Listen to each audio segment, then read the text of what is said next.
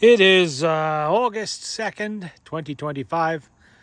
I did an estate sale in, where were we? Fairfield, Connecticut? I think it was Fairfield, Connecticut. Yeah, probably. And got a bunch of stuff here, all kinds of things we're going to go through. The guy running the sale is like the best guy we do business with at these sales. His theory of operation, method of operation is, I want everything out of here. He doesn't overcharge. He doesn't try to gouge. And if he knows you're a regular customer, he's really going to take care of you. And he definitely did this time. Not everything here came from the estate sale. One or two things didn't. I'll cover that. And actually really just one. Everything else did. Some of this was basically freebies. And others were extremely reasonably priced, which is the only reason why I bothered to get this much crap. Otherwise, some of the people I deal with that want to nickel and dime you know what, I'm going to buy one thing, maybe two. And the hell with the rest. The days of me buying 15 bags of junk, I don't need that much stuff anymore. But with this particular gentleman, he always has the kind of sales that have really good shit. And I definitely always get a nice deal. Like, look at this. The little brown chest. This is a cooler. It is, I believe, 1950s. From what a brief search on the internet. There we open up. Can you see in there? It's looking there. Just a basic cooler. Little cooler chest. This was a freebie. This was a freebie. He gave it to me. And it's in decent shape, and I'm sure it still works. You know, these are collectible. People buy these on eBay, stuff like that. The other item you've probably noticed, at the camera's pointed right at it, that is a potbelly stove. I know it's tiny. No, it is not a planter. It is not a toy. This is the Union Stoveworks, made right here in New York. The Dash 8 model, dated 1884. This is a caboose stove. It's what the railroad used in railroad cabooses and in some train cars. And it is in amazingly good condition. And it's, more importantly, it's all here. Everything. The door, which seems to be always missing on these. That door, the top, the lid on top. I'll get up and show you a little better on top there. Get those books out of the way for now. The lid is there. Nothing is cracked. Look at this. See, everything still works. It's got just surface rust on it. I'm gonna clean that up and put stove black on it. The grate is still in there for the clinkers. It's a coal burning stove. You could burn wood in it too, but it's really made for coal. It needs gaskets. It's kind of shuffling around.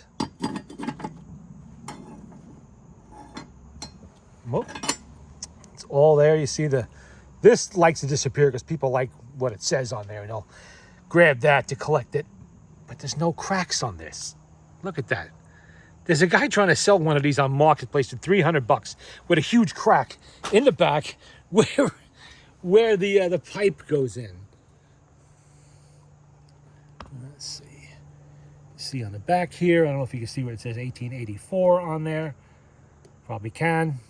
That lever there is for shaking the clinkers loose. It needs to be sealed up. New screws need to be put in it because it is moving a little bit, but that's okay. That's perfectly all right. In this condition, a lot of these were repurposed for like ice shacks, little sheds, things like that. This was upstairs in the barn of this guy's house. And I made a deal with the guy doing the sale. I'm not going to tell you the price on this. Some of you will start crying, and I'm going to resell this. So I'm going to keep my mouth shut about what I paid. But I told him, I said, I'll take it, but somebody's got to help me get it out of there. And he had one of his guys carry this down all the way to the car. And so I did not have, there's no way I could have carried it, even though it is small. It's not really that heavy.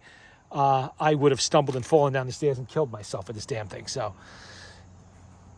it was not something I was going to leave behind. Put it that way. The minute I saw that, anytime you see a small wood burning or coal burning stove like this, especially it's a USA made one that's old, this is late 19th century. I don't know if it actually was made in 1884 or that was just the first time they made it. They probably could have made this in the late 1880s, the early 1890s, somewhere around in there. Anytime you see a little one like this, it's usually going to be related to the railroad or something like that. So they're worth having. People paint these up nice and they put them in their houses with a plant on top of them and use them for decoration. This one is perfectly usable once the gaskets, if this even uses gaskets, are replaced. I'll have to research that. And the screws are easily replaceable. That's stove bolts. That's why they call them stove bolts, because they're using stoves. Originally, we're using stoves anyway. This is the square nut and the fine, thread shaft. Straight blade screwdriver and all of that. Definitely something that was coming home with me as long as I had help to get it to the van, and he provided that, and he gave me a very, very, very good deal on this. That's all I'm going to say about the price. Okay, next item on the agenda here. This did not come from the estate sale. This was a tag sale. I stopped at on the way back home. Did I loosen the cover? I did. You know what it is already. It's a Singer sewing machine. Ordinarily, I would not get involved in something like this. But when I opened it up and I saw that it was the fancier model with all the little fancy scroll work on there, that it was in good condition, that the owner assures me it works, and I have no reason to doubt that. These really don't break. The worst part of it is that cord, but that's replaceable. That's not a big deal. That's easily fixable. But the wood on the lid and all of that, this is really nice shape. Look how nice that was kept. This was not abused and beat to hell. It's all there. This is completely intact. Some of the accoutrements are located in there. It's got the foot pedal. It's got an electric motor on the back. You see it right down there. Nice nickel-plated wheel on there. These are really nice. But I generally don't get involved in these. 1, I don't sew. 2, I don't collect sewing machines. And 3, they're not always easy to move.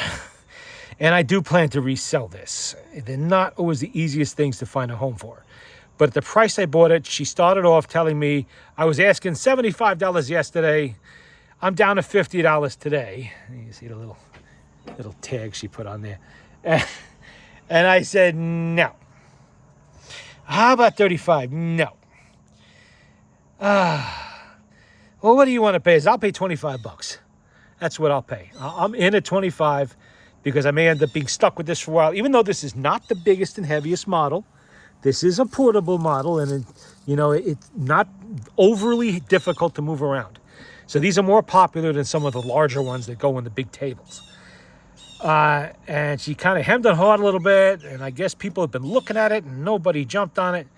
So she accepted my offer, and here it is.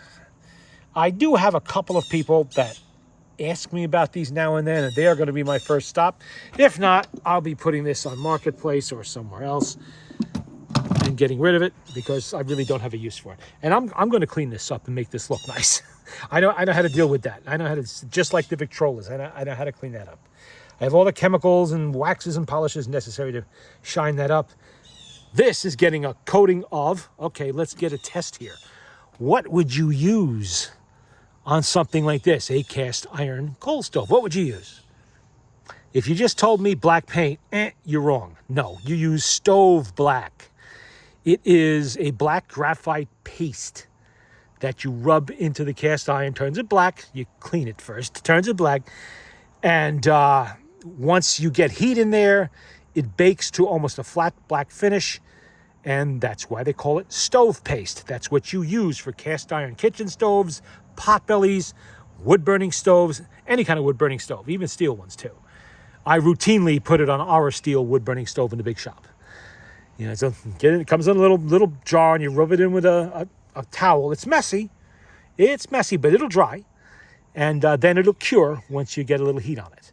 That is what you use on a cast iron stove. You do not paint these, unless, of course, you're going to use it as a planter or something like that, Otherwise, let's see, we have a Vietnam-era pocket book here. Hanoi, Behind the Lines.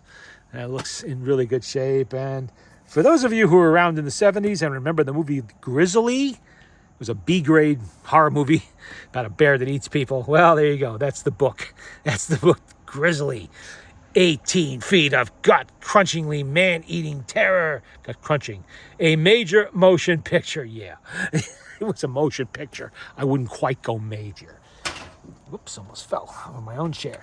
Let's get this out of the way here so I can spread these tools out. You know, I always go for the tools if they're interesting and they're old. You know, I'm not... if I didn't know I was going to pay next to nothing for these, obviously I would not have bothered with this stuff. But I know from this particular gentleman, I was getting a really good deal. All right, let's see. What do we got here? This is a USA-made set of Allen keys. A 15-piece hex wrench set. Okay, they call them hex wrenches. They're not really Allen keys, but... right there, made in USA. Worth having. Definitely worth having. Not made out of Chinesium. Weird wrench. I don't know if it's been bent that way for a reason or if that's how it came. Don't know. And who made this? Oh, B for Billings. That's Billings. Billings tool. We were very close to where the factory was in Connecticut once upon a time, so it's not really surprising you're going to find a lot of Billings tools, and I know I did. We have a 15. Yeah, there we go. Billings. I'm going to have fun with these. I'm going to de-rust them, clean them all up. I'm going to paint them or spray them with clear, depending on what they originally had. This one, I think, was originally given a shellac coating at the factory just to preserve it on the shelf, which would have worn off in time. Some of these were painted black, just basic cheap black paint. This was before the era of nickel plating, obviously of chrome plating, well before that. These things go back to the 1920s and the teens, around the time of the Great War. And this is what America was built with, these tools right here. This is from the first day. Those were the tools of early American industry. We have an SK electrolyte wrench here. This is 1950s. I just threw it in the box because it was there. Not that it's anything special. I have others just like it. We have... Who made you? I don't remember. This another Billings? I think it is. Probably is. I have to de-rust this and see. This might be a Williams too, because I did have some Williams in here, I'm pretty sure. There's lots of these. Enough of these wrenches keep me busy for a while. I must have hundreds of them. I don't care. I enjoy playing with them.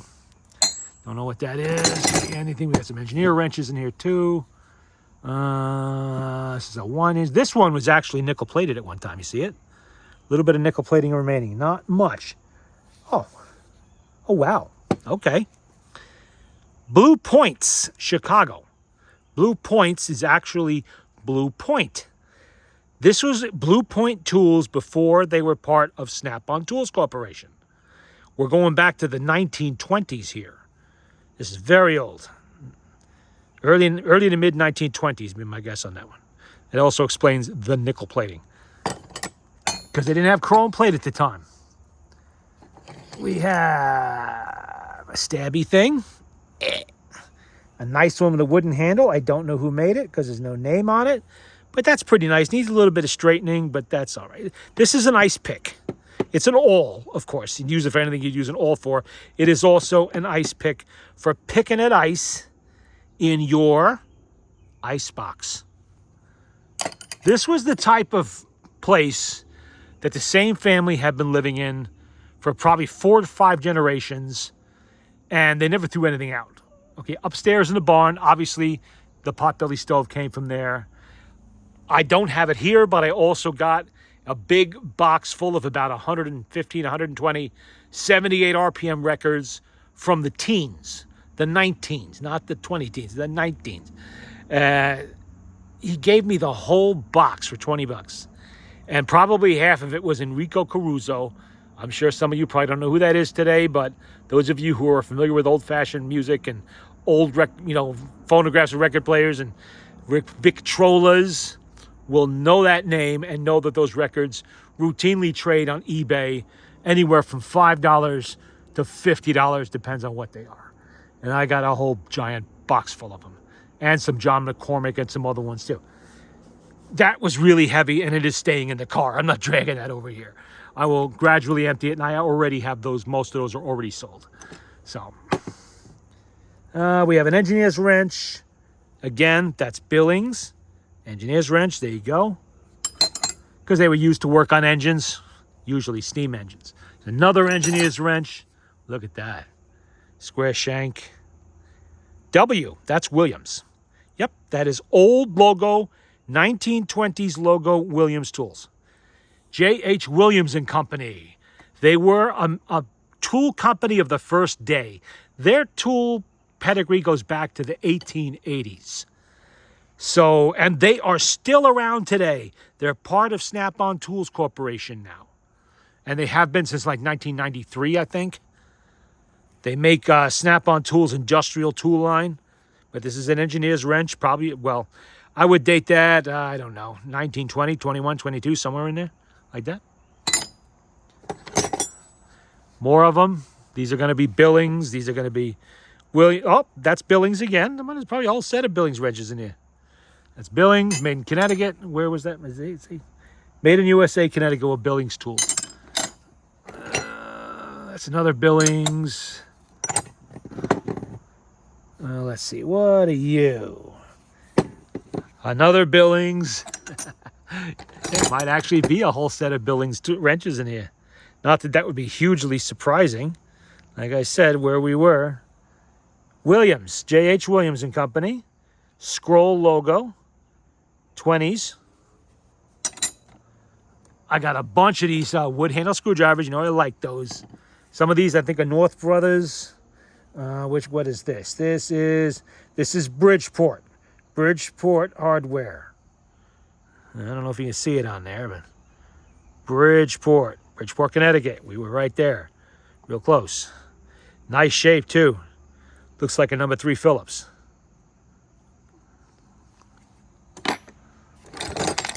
There's another one. This one, I can't read it because it's been painted on. I'm going to have to clean it up. I can just see if I can make that out. This one, I believe, is North Brothers. North Brothers eventually became part of Stanley Tool, but back in this era, which would be, I guess, the 1940s, maybe the 30s, it's going to need a little straightening in the front there, but that could be done easily enough. That's North Brothers, and that'll clean up. It's a nice one. It's harder to find these long shank ones because they have a tendency to be used for pry bars, and that ruins them. Another Billings or Williams wrench. This is unknown because I can't read it under the rust. It's going to have to be cleaned up. The handle was originally red, and it will be again. This has all the bits in it. It's a retractable. Needs lubrication, but you can, oh, I'm making a hole in the table. It works, even now it works. Look at that. So I'm making a hole. That is what that is, retractable drill. This is SK Tools. See if you can see it on there. SK Tools pliers. That's nice. It even has one of the green little rubber handles on there. A little harder to find than some other SK Tools are. I love these. That's a perfect handle screwdriver, or a I don't know if it's exact brand perfect handle, but it is of the style of perfect handle screwdriver. Look at that. I'm going to have to clean that up and see whose name is on there. Probably is made in Germany, which would make it a perfect handle. All right. More just generic. That's Proto Professional. They're also still around, part of Stanley Tools. Oddball little multi-tool type deal here. Well, you fold out things one at a time. You got all little hammer on there and all, a thread starter, a little saw, got all kinds of stuff. That's actually fairly handy to have. Just an interesting thing, and it was there, so I threw it in the bag. Like I said, I'm not paying any different no matter what I put in these bags. So, and this, it's obviously a nut driver. I know what it is. It's a quarter-inch nut driver, but it is no name on there. Huh. Nice shape, though, with a wooden handle. There's more with wooden handles. There a name on any of these? No, there is not, but it's still a nice screwdriver. This one is broken. It's not retaining its shaft in it, but what has it got? It's got all the bits, and I need the bits for a screwdriver that's in better shape than this one. So that was a nice find. This is a Ford wrench, issued in Ford toolkits that went with Model Ts, Model As, Ford tractors, every kind. Where's the Ford script on there? It is on here as I saw it. Oh, duh. There it is, right there. Every Ford from the teens, the 20s, the 30s had a set of wrenches like this one. This one's actually 12-point. That's nice. Like to find those little parts cleaning, sweeping brushes here. That's good to have. These are modern screwdrivers. Nothing special there. Nothing special there. That's all modern screwdrivers. Another wooden handle one that I'll have to figure out later what that is. I can't read it. This one's a little damaged, but I think I can glue that back together. Probably North Brothers, but I could be wrong. Could be somebody else's. Can I read this one? No, I cannot. But it is a nice wooden handle screwdriver. Itty bitty pipe wrench. It's not the smallest type, but it is fairly small. Forged in USA. Who made you? Oh, 12 millimeter, and what does that say? I can't read it. I think that is 14 millimeter. 12 and 14 millimeter. That has to be the oldest metric tool. And on the other side, 1/2 inch, 9/16. Well, I don't know about you, but 12 millimeter does not match up to 1/2 inch. Well, I don't know what's going on there. 13 millimeter does. So something tells me there might be a problem using this for metric. But that is the oldest wrench I've ever seen with metric markings in this country. And it is made in the USA. So that's kind of weird. Who made you? Let me look. Oh, that's Williams Super Wrench. Super Wrench. Williams Tool Company, 1940s, early 50s. Again, I don't know who made this. It's probably Billings, but I'm going to have to clean this up to see. Interesting offset wrench. An old, really old. Proto Professional again. Took it because it's Proto. Small Stanley style. Oh no, that's Great Neck wrench.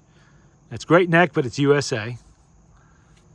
And little screwdrivers like that, I sometimes have a little hard time finding. This is a tappet wrench. It is plum. And this is the company that would eventually be known as Proto. They were named the same as a manufacturer of cutting implements like axes and that kind of thing. Saws maybe, I don't know, chisels.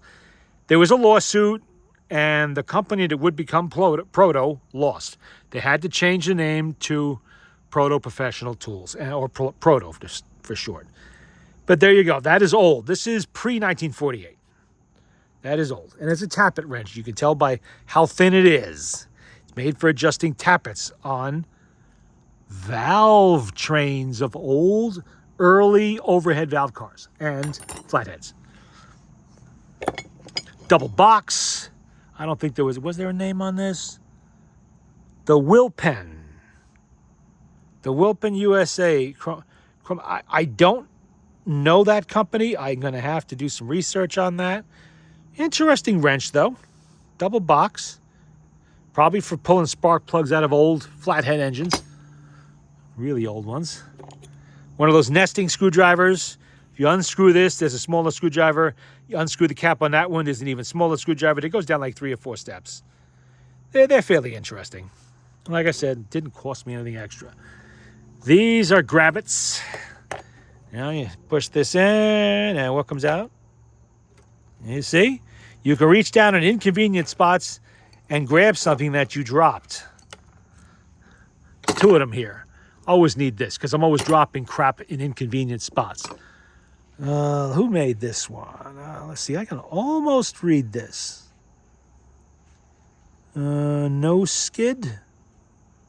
No, I don't know. I thought I could read it, but I cannot make that out. I'm going to have to clean that up. Okay. Not a big deal.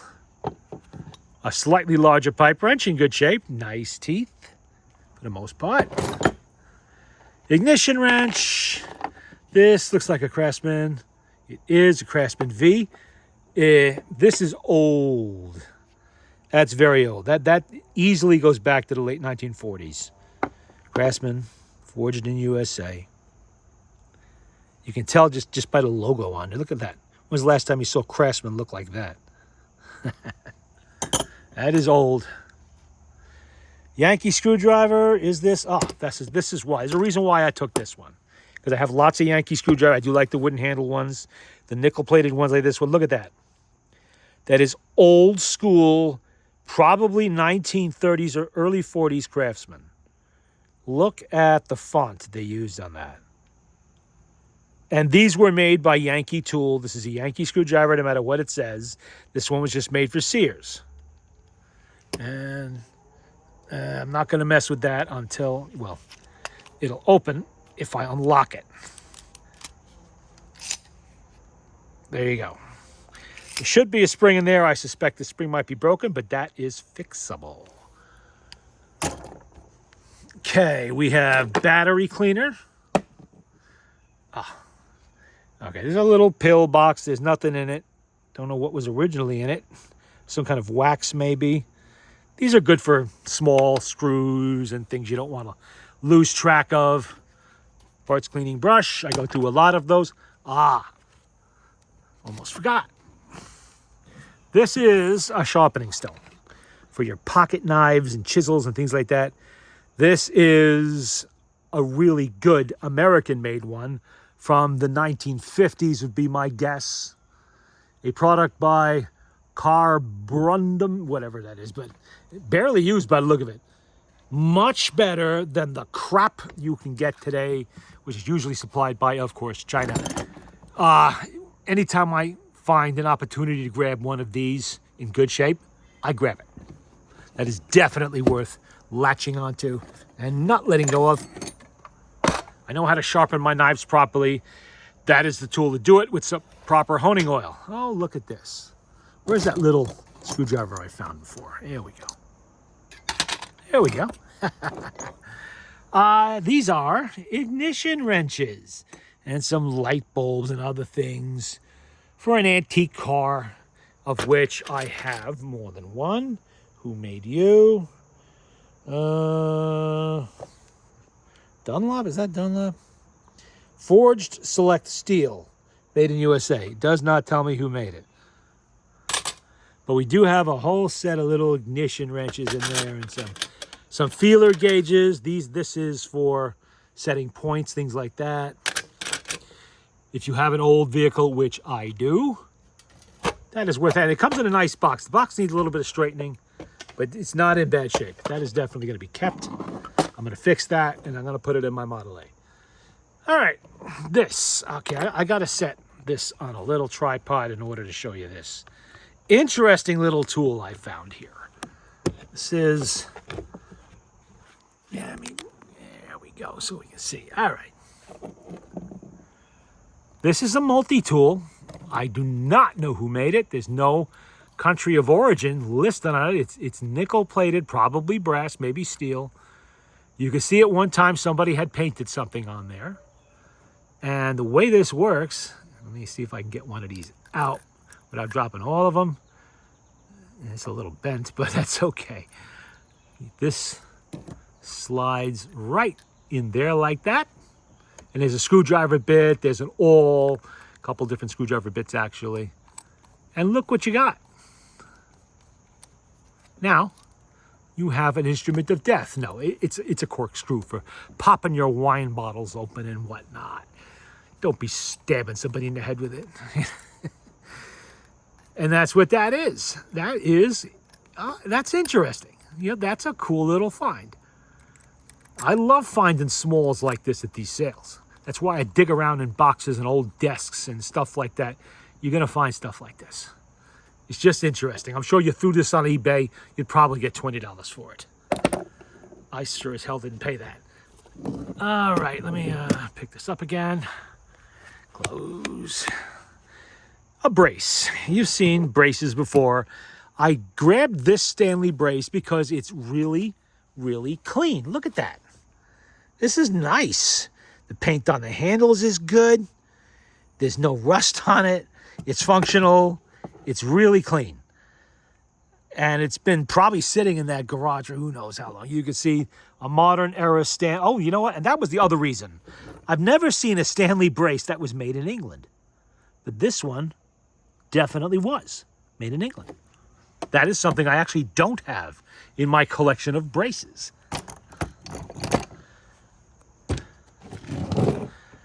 What are those? Coase patent pipe wrenches, or wrenches made under the Coase patent. These are your original monkey wrenches. This one is the oldest, and these were freebies, by the way. I'm going to clean these all up and make them look nice. I do that all the time. Spray them with clear. The big thing on these, this one needs a little bit of straightening on top there. That's okay. It's got the one-piece handle. That tells me this is going to be probably somewhere between 1900 and 1920. Maybe even a little older than that. It is possible. Two-piece wooden handle like this with the big shank of steel in the middle. That is going to be 1920s, maybe even early 30s. This is actually pretty good. Oh, I can actually read a little bit on that. What does that say? Coase, right there. See where it says Coase? Is there anybody else's name on there? Yeah, there is. That just might say Coase also. Don't know. I'd have to clean it to see. Another one, same basic idea. No different. It's got the two-piece. This one needs a little bit more work on the handle. That's got to be glued back together. Somebody was hammering on it. But they were for free, so I sure am not going to look a gift horse in the mouth. That gives me something to clean up and play with. What else? All right, my buddy that I was there with bought a gray Navy 4-clasp rocket box from the 1960s, and it was filled with propane canisters. Brand new ones. Bernzomatic. These are expensive when you go to the store to buy one. And I do go through a bunch of them. So he just wanted the rocket box. And he gave me, the cylinders came with it, because he paid next to nothing for it. You know, I think he paid like $8 for the damn box. It's a $50 box whenever you see one at the flea markets. No estate sale is complete unless I buy a bunch of car chemicals. We got some oil, Marvel Mystery Oil, really old Marvel Mystery that's in a round metal can. Look at that. That is pretty old, 1980s probably. What was this? Zippo lighter fluid. You know, that's, I haven't seen that container oil. It's full. That's all full. We got some brake fluid there. This is a little, I don't know what that is. It's a little tray. Enamelware tray, of course.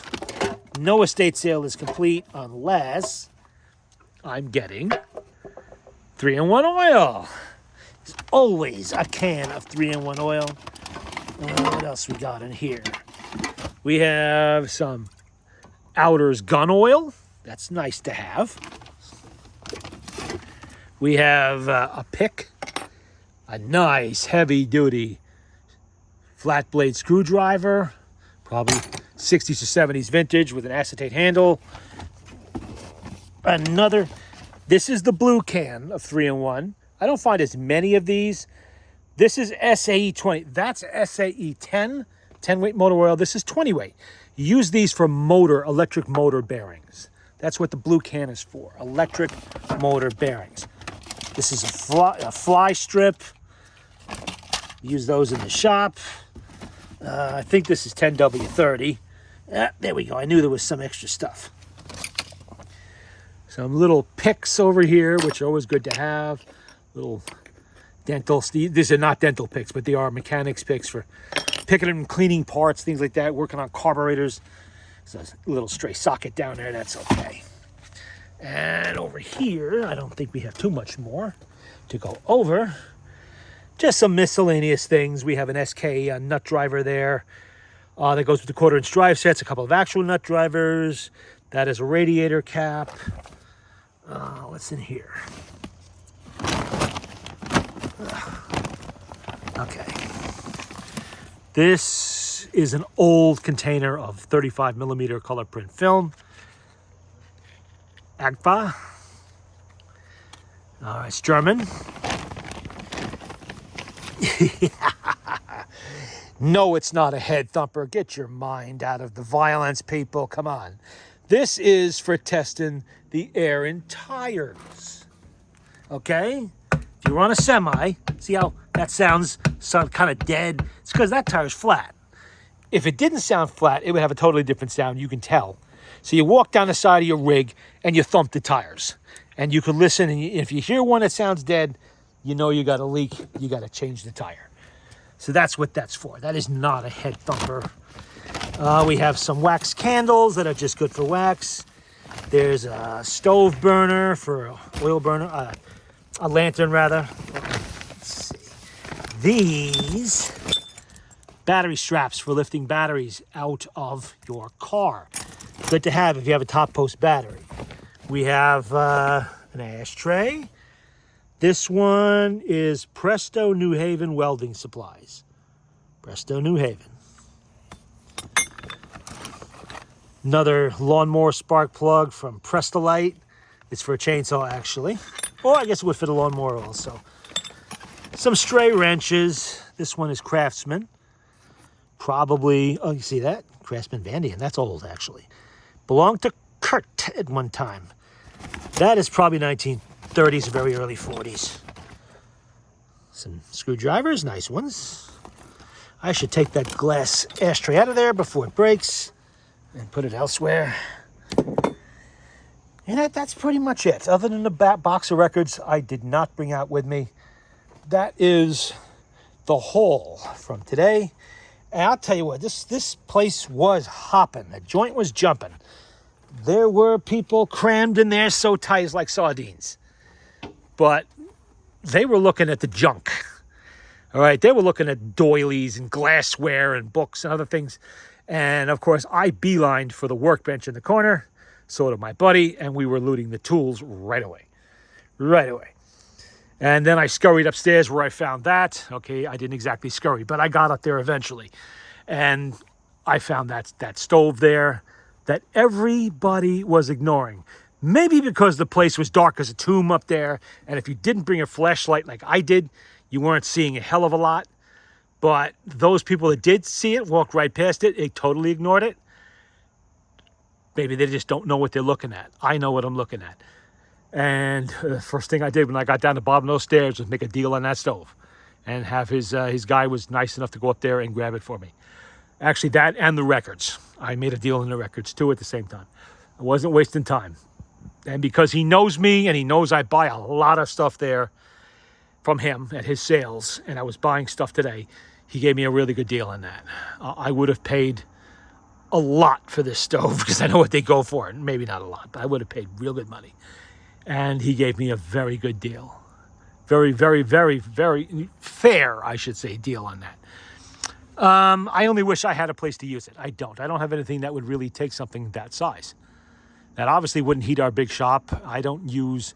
My little workshop behind me here is too small to really use a wood-burning stove. It would need one of those tiny stoves that sailboats use, which I don't work out here in the wintertime. I don't care about that.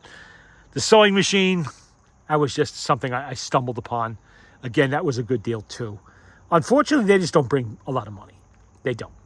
Even the nicer ones, of which that is, they just really don't. The only Singer sewing machine I've ever seen that brought good money and always does is the featherweight model. That's in the black fabric covered box. You know, there's one in a previous video from probably a couple years ago. You know, I bought that really well and I sold it for market value, which is 400 plus. So I did really good on that particular sewing machine. So if I break even on this one, I'm not that worried about it. You know, like I said, I've already got 2 different parties in mind for this. And they're both friends of mine. If they want it, they can have it for what I paid for it. I don't care. You know, I don't. I'm just doing them a favor. And it'll be returned at some time in the future, the favor. So I'm not real worried about that. And just the usual collection of tools that I like to play with here. You know, there's nothing expensive, valuable, one of a kind. It's just cool old shit. That's what I collect. And then people ask me, so what do you come to these shows after? I said, I collect cool old shit. That's what you're looking at. That is exactly what you're looking at. These have no real value. Not really. Okay, $1 here, $1 there. They're only cool to people like me who like old stuff like this, and who sometimes work on old stuff where I will use a wrench like that. You know, a modern mechanic would faint the idea of using this on a car, you know, on an up-to-date car. My Model A, there are things I could actually use that on. Don't need it, but I could use it, and I'm going to play with it, and it didn't cost me much. You know, that will give me hours of enjoyment as I research its age and manufacture date and all of that stuff and clean it up. That gives me something to do. I'm retired. What else am I going to do? Let's see. I think we pretty much have covered the lot of it. What else was there? No cars this time. There was one of those 1950s hand wringer electric washing machines. There was another Singer sewing machine that was also at that sale, but that was one of the big cabinet models with the treadle, and I wasn't touching that. I have no room for that, and I know people that have those and can't get rid of them. So I am going to let the guy running the sale worry about what he does with it. He's not going to throw it out. He's going to haul it to his warehouse and sit on it until he finds a home for it somewhere. You know, so, and he probably would have done the same with this old coal stove too if nobody had bought it. And this is a 2-day sale. It was today, and it's going to run tomorrow too. I'm not going back. It's quite a haul out there. But then I saw what I needed to see. But he might have sold some of this for more money if he held on to it tomorrow. But because it was me, he gave me a good deal. And there was a lot of glassware there. There, you know, old clothing, old furniture, stuff like that. Nothing that really stood out. You know, just normal old stuff you would find at any estate sale from a house that's been around a while. Nothing that interested me. You know, there was a bucket of coal. I thought about taking it, but I'm not actually going to use that stove. So I'm not going to saddle myself with a bucket of coal.